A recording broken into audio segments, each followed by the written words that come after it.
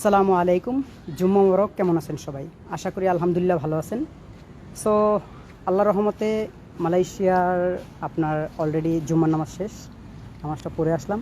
আপনারা সবাই কেমন আছেন অবশ্যই জানাবেন, এবং যারা বসে আছেন বা যারা আমাদের বাসায় বসে থাকেন, আমি সবসময় বলি যে অবশ্যই নামাজটা পড়বেন, যেটা খুবই গুরুত্বপূর্ণ। আমাদের জীবনের সকল সম্পদ, সকল কিছু কিন্তু থেকে যাবে, কিন্তু আমি কিন্তু থাকবো না।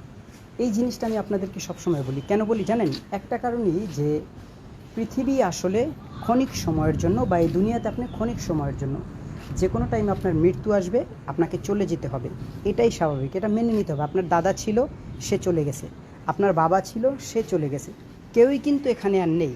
সো এইভাবে একদিন আপনিও চলে যাবেন।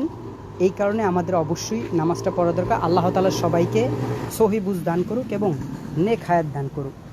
আর পরিশেষে একটা কথাই বলতে চাই, যে জুম্মার দিনটা অবশ্যই একটু আমাদের মুসলিমদের জন্য স্পেশাল। কারণ আমরা যারা হজ করতে পারি না, তাদের জন্য খুবই গুরুত্বপূর্ণ একটা দিন। বলতে পারেন এটা আমাদের জন্য একটা হজ। তাই জুম্মার দিনে অবশ্যই আপনাদের ছেলে মেয়ে যারাই আছে না কেন, সবাইকে শিখাবেন যে নামাজটা পড়তে যাও, অ্যাটলিস্ট নামাজটা পড়ো জুম্মার দিনে। মনে রাখবেন, আপনি যদি আপনার ছেলে মেয়েকে এই কথাটা না বলেন, মৃত্যুর পরে কিন্তু আল্লাহ সুবহানাহু ওয়া তাআলার কাছে আপনারা কিন্তু এটার জন্য জবাবদিহি করতে